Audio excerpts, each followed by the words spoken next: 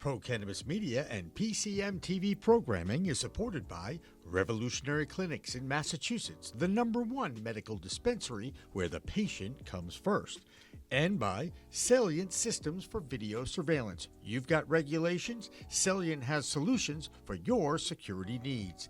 And by Accounting Buds, your #1 accounting solution for the cannabis industry. And by TCP's Style Lighting Grow Kit, all you need to grow. Welcome back to The Green Rush. This is a 2-hour weekly live cannabis business talk show produced by Pro Cannabis Media. I'm Josh Kincaid. I'm sitting here with Christopher Smith. We've got a guest, Omari Jackson. He's the CEO and founder of Ganja Activists. Omari, thanks for being with us at The Green Rush. I'm very well. Thank you very much for having me. I'm very, very happy and honored to be here. Appreciate it. We're going to talk about what you got going on in Jamaica in your events. We've also got Brian Yauger. He's the CEO of Lemon Haze, with Penny Cook, the CFO of Lemon Haze. Thanks for being with us, y'all. Welcome, everybody. Welcome. Hi, nice to meet you guys. Great. Great to meet you guys too. Yeah. Brian, we're going to start with you guys. Did you just have a recent golf tournament? Tell us a little bit about Lemon Haze and maybe either what you had going on or maybe an event you have coming up. Yeah, Josh. Yes, we are actually we have had a few recently. We are full go in the middle of our 2022 Lemon Haze Cannabis Golf Executive Golf Classic Tour. So we have already this year done. We've already done Florida, Phoenix, Southern California, Nevada, and we're on our way to Northern California this week and Ohio next week. So we are right in the middle of it. That's quite a few. You got your CFO, Penny Cook. Penny, COO, actually. What is that? COO, actually. COO. Okay, that's different. Running operations, that's not an easy task when you're doing multiple events across state lines.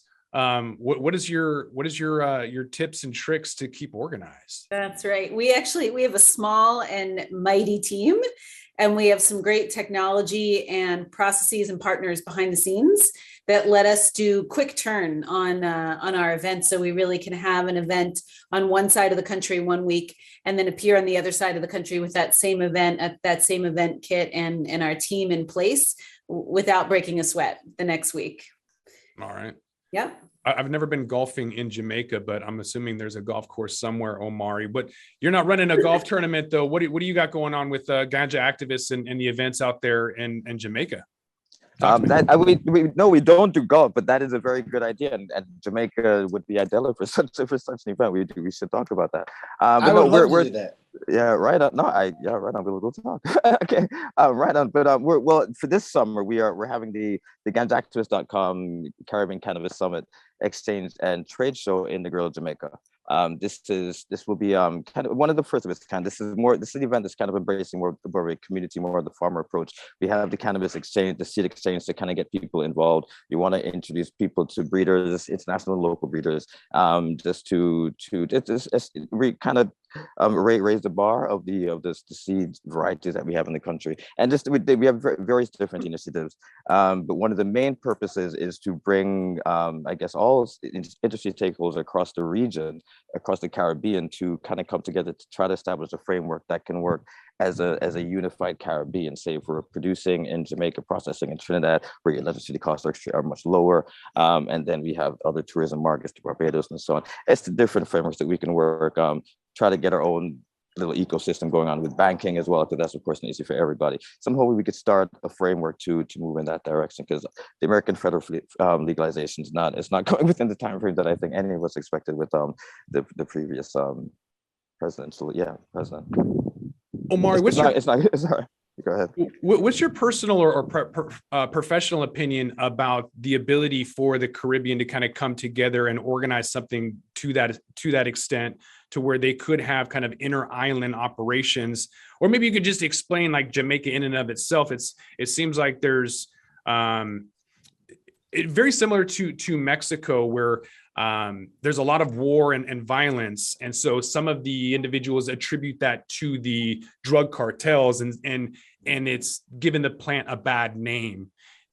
And I just from what I've read, and I'm thinking that's a lot of people in Jamaica and some of the officials, maybe police officers, have that same feeling. Is that an uphill battle? Where are you at in Jamaica, and where's the Caribbean at in terms of being able to solidify those plans to get that kind of inner island community going to where you could do that?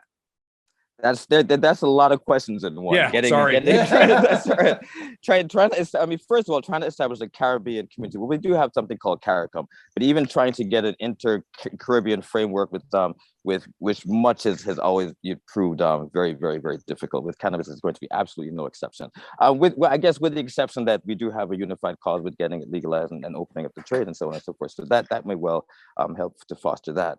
As far as the development of the, well, as far as I would say the proliferation, we still definitely get a lot of pushback, even right here in Jamaica. There's a strong Christian contingent. I think they have the most churches per capita, and there are priests who still get up and say, that this is the devil's lettuce and so on, and people will listen. So we do have, that is another uphill battle, and many of them are within the parliamentary ranks, and they have their own position, their own positions, as well as in the public and private sector as well. And then there's the private sector who wants to get involved to some degree. It is kind of still the whole gangster thing, as well as their own personal whatever's. But of course, banking becomes an issue because of the ties between the Jamaican banks and the U.S. banks. They're afraid they're going to clamp down on them because of the lack of federal legalization, so they don't want to touch it. So there's just a lot that needs to be done, and that's really stifling it. That's why would you want to see what we can do in the Caribbean, even within the banking. There's the Eastern Caribbean EC dollar. That's a currency. Why don't we start trading in that in between us? Let's look at crypto. I just think there are ways that we can really kind of move forward without waiting for if you want to see our big brother to move forward, before it's type of thing, Yeah, definitely not easy. And yet, Brian, you're able to kind of have this leisurely event with, stars like Ricky Williams and some other well-known individuals to kind of bring focus and attention to an industry and yet still conduct business on a large scale. There's been a lot of deals that have been happening on the golf course during the Lemon Haze events. Can you kind of walk us through like how that happens? Yeah, so really the concept of the whole thing was to really just get all the decision makers in any market. And then there's markets all over the country. Then there's obviously a national market, but any market, whether it be Southern California or Massachusetts or Michigan, get the decision makers and get them into one place. We happen to use golf as the way to get them into one place, and that honestly came out of COVID. Josh, you and I talked about it last year. It was a time where they were starting to allow events to come back. And at that time, the events could come back, but they had to be small. They had to be under 250 people, and you had to figure out how to do them socially distanced. Well, golf is outside and it's less than 250 people. And then all of a sudden we put 150 decision makers on one golf course, and it just really worked. Because you're not going to put that many decision makers in one place at one time without some kind of business being discussed. So, and it's being discussed in a fun, relaxing atmosphere. And it just, it hit a nerve, and it went really, really well. And, I want to throw one more thing onto that. So we were talking about, Penny coming on, doing our operations. So, Lemon Haze has been around since 2016, and we've done things with bud tenders. We've done things and with buyers. And when the golf tournaments came around and we got the executives together in an environment like we were just talking about, and it really got legs and took off fast. That was a point where I kind of sat back and looked at what my skills were, what my skills weren't. And Penny had been a longtime advisor to Lemon Haze going all the way back to 2016. She comes out of a very out of a startup background, but also a very successful startup background, startups that have gone on to IPO and an Ivy League background, a lot of operations things that was not my skill set. So where I was like, let's push this thing forward. Let's get these executives in the room. Let's get these in the room. But then also I was noticing places where we were dropping the ball, and I called Penny and just said, I need help. I said, come on, I need help. And to do as much as we've done in as many markets as we do them, that is a lot of moving parts. And so when Penny came on, she was able to take that and it's just a really way of having to, make your leadership team of opposite skill sets that can really play off of each other. And that's what's been really exciting about this year. It's hard enough to put one event on, but to scale it and to have multiple events in so many different states is really hard to get people to come to, because you have to brand it. It's one thing just having maybe a celebrity or something to draw it in, but it's another to get people to kind of come back. I just was mentioning in the last segment, I went to an event in Vegas, not going to go back, but for you have people that continuously keep going back. So it's obviously worth it. So, I mean, that kind of speaks for itself. Omari, do you kind of feel in Jamaica, in order to get people to come out to the Caribbean, is there a need to push that Bob Marley, idea or concept? Does it need a gimmick, or does Jamaica have everything they need without that? I think Jamaica just runs a lot, synonymous with ganja and that level of the culture. So I mean, I will say, granted, being here in Negril, it is the level of the Mecca, that does help significantly with the branding and everything. It was not necessarily purposeful. If I was living in Trinidad and Tobago, maybe this would not be what I'd be doing. But I mean, it lends to it, and there's also the necessity of it, because this is also what we want to see coming out of Jamaica.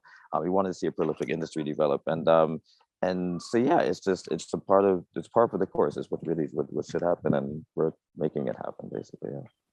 Is the community there open to more events and having people come in and looking at it? Because I know with other Caribbean islands, Puerto Rico being a territory of the U.S., there's a lot of pushback because everybody's diving in there right now, and there's the locals just don't want to have that change in housing prices and everything else.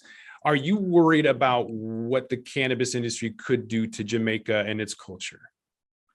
Not necessarily. I think that the Jamaican influence in the cannabis industry is kind of outweighs anything that anybody can, quite frankly, import. And then there's a whole Rastafarian culture that is fully supportive of it, and there's a low tolerance level for high excessive capitalism. That the exploitation would not be tolerated. So we have that buffer, if you will.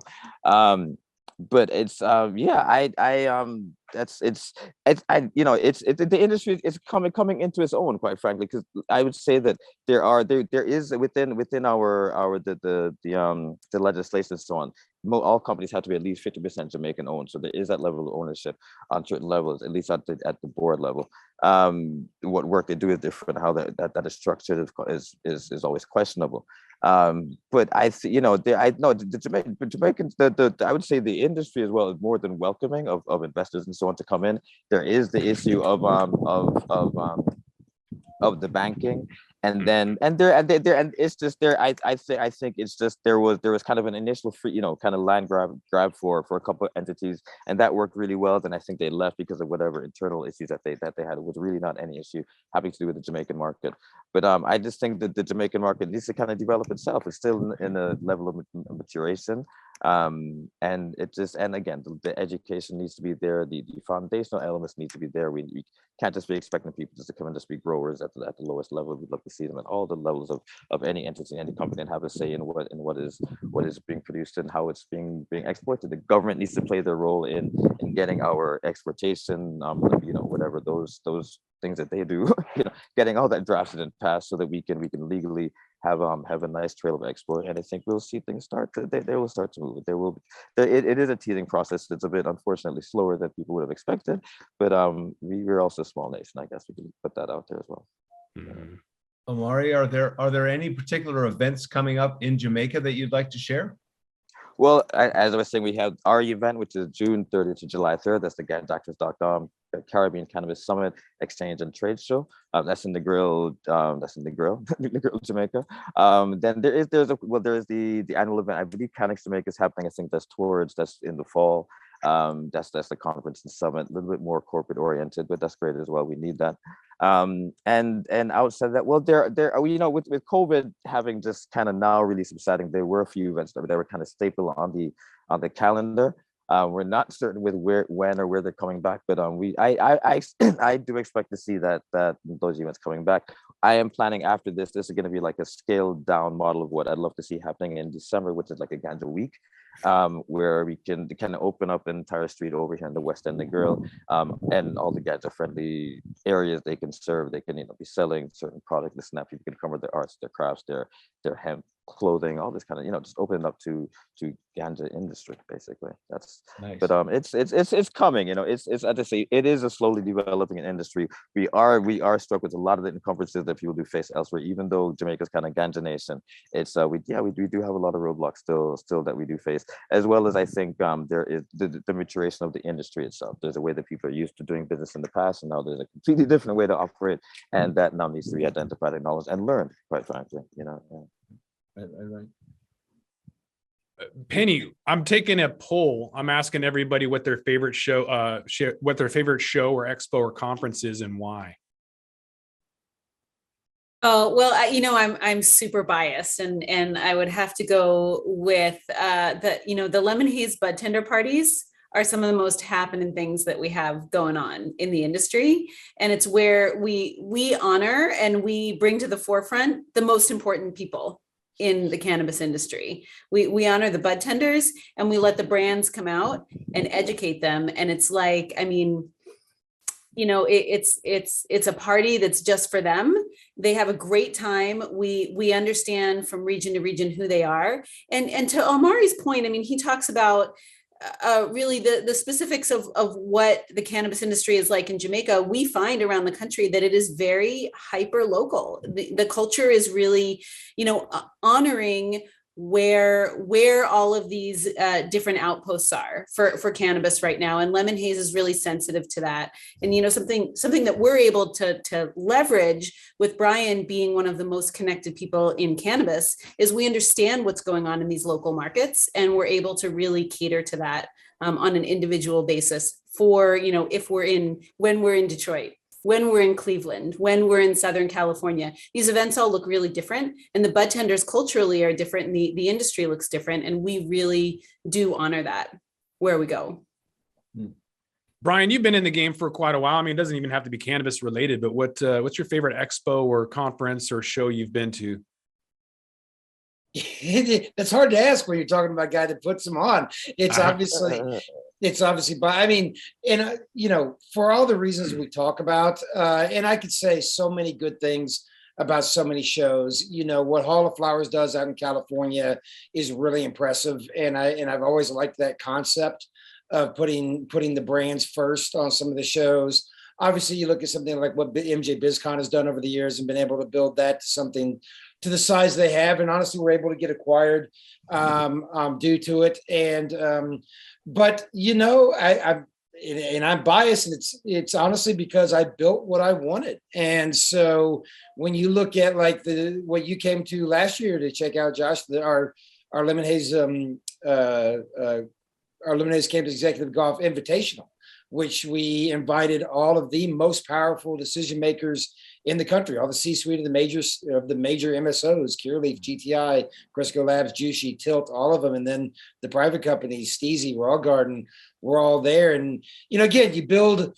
There's so many good things that I could say about all of the major shows around the country, and I just mentioned too that I respect immensely, but I built what I wanted. So when we did ours, it was really I knew over years of being in this industry that it's really hard to get all the decision makers in the same spot. So we just found a way to do it, and we did it in a fun way.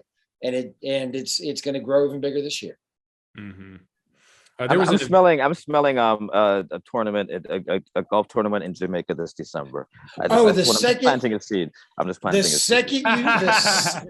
The second you said it, it's funny you said that, because we do have on our roadmap to start going internationally. We do have on our roadmap to go to Toronto and Montreal and Puerto Rico, and I am actually going to get your email address as soon as we're off of this. I am actually. And I'm not even saying that as a joke on a pod. I'm actually saying I'm going to get your email address, and we're going to talk. Yeah, one of the best things about our tournaments and our bud tender parties and our upfronts is that everything we put on has got to be fun, and people are happy, and people would be happy. You're not going to be sad being in Jamaica in December. There's no sad. Right? There's no sad. Right? No, there you go. Right? For real, It is for real. very No, lemon your hazy. events do sound amazingly interesting. I'm very, very curious to know how you sort out the logistics for as you move around the country and so on. I'm assuming you have very, very core teams on the ground in each location You as well, have especially to. if you also make it localized. That's unique. That's interesting. I've never. Yeah, Yeah. And that's where I want to talk to you. So it is, and we really there's a couple of things that go into it when you're dealing with venues, and luckily when you're dealing with golf courses, a lot of golf courses are owned by just some very large corporations. So you get to know them, and once you know them, they introduce you to who you need. But it really comes, and this goes right back to what Penny did when she came on, because it is. You're right. Doing 14 tournaments this year and 22 next year. 23 once we add Jamaica, because that's coming. All right. Then Yeah, cool, good. and even this year when you throw in our bartender events, we're doing, I think it's on the roadmap right now, 39 events in 42 weeks this year, in 30 plus markets. It is a logistical nightmare, but you build as much of a wash, rinse, repeat model as you can. Then you talk with every market, every venue, and you adjust accordingly for what you need to adjust for. Because what you adjust for in California is completely different than what you adjust for in Massachusetts, which is 100% different what you adjust for in Florida and Illinois. And so you get in contact with guys like you. You say, okay, where are the specifics that we need to do? And then I keep going back. Penny looks at it and goes, okay, here's the things we do every time. And I say, these are the things we need to tinker with, and you just get it done. Yeah. And, right on. And what's most important to us is that we're here to help the industry grow. We're here to help establish companies spread their wings, continue to get entrenched in the industry. We're here to help new companies get a foothold in the industry, and the whole industry benefits from it. When everybody comes together, everybody has that mission together. And that's really what we're all about. So region to region and city to city, we're really looking at what's going on and bringing the people to the table who will help further that for the industry everywhere we go. Right on. Our tagline is learn, connect, and execute. That's kind of exactly it. It's just bring people together, learn from it, and get something done. Exactly. Get it off the ground, get it moving, move it forward, get it, yeah, exactly right. That's what absolutely. Omari, I can only imagine you've been inspired to put on events because of things you've been to in the past, whether that was a concert or expo or conference or whatnot. Do you have anything in your mind or memory that's like your favorite, that you care to share, and why that particular event was your number one? Right. I'm glad that you phrased it that way, because if I had to choose from a select amount of conferences, I do not have quite that much experience, especially being in the Caribbean. But I would have to say I love festivals. I think I did a Pink Pop in Holland many years ago, wherever that in Europe some years ago. And that is it's a camaraderie, it's the people coming together that really kind of inspired me to put this on. I will say this: I come from like a media, more television, film background, and I was always in trying to get, say, sponsorships for my production work. People, I would always see the company be putting their money into events. So I was actually like anti-events until I made a movie and started doing screenings for that, and then that led into virtual events, and now this. But I think quite frankly, it's really about it comes down to bringing people together. The panels, you want to have a nice cohesive panel. I think someone was saying earlier, no more than 3 people. I completely agree with that. Because you don't want people stepping on each other, and you want to get the information out. But it's really just about that. People coming together to learn, to engage and connect with each other. Let's share some ideas. Let's see what comes out of it, and then to engage in what comes together. I'm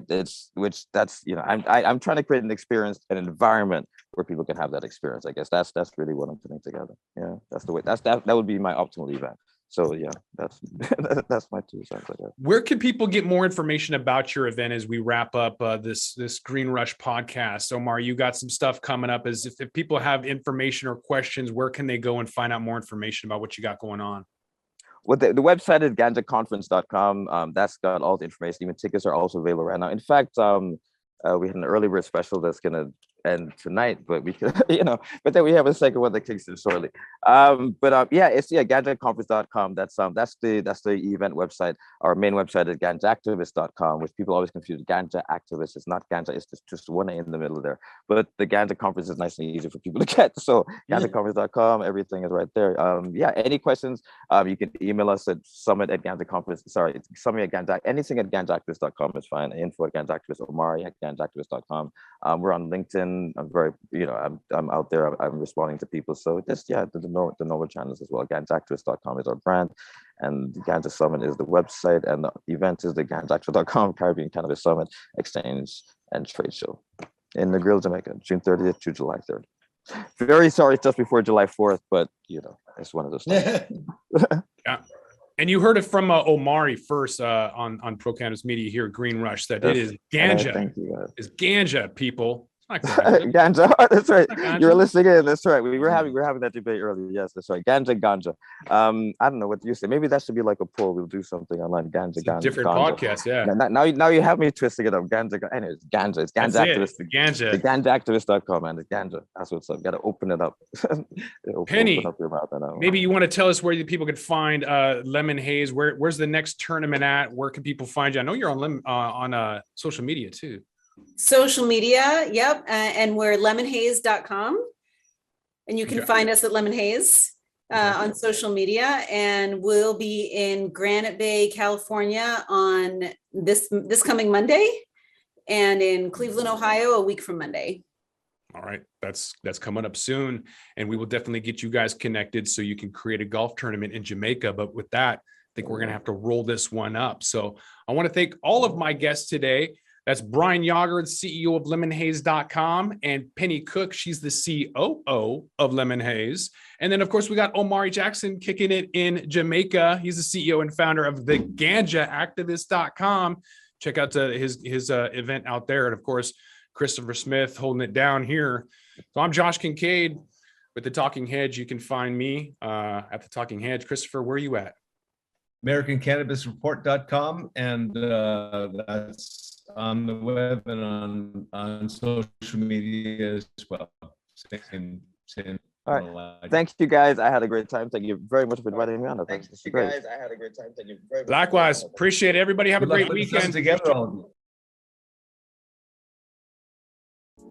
Pro Cannabis Media and PCM TV programming is supported by Revolutionary Clinics in Massachusetts, the #1 medical dispensary where the patient comes first, and by Salient Systems for Video Surveillance. You've got regulations, Salient has solutions for your security needs. And by Accounting Buds, your #1 accounting solution for the cannabis industry. And by TCP's Style Lighting Grow Kit, all you need to grow.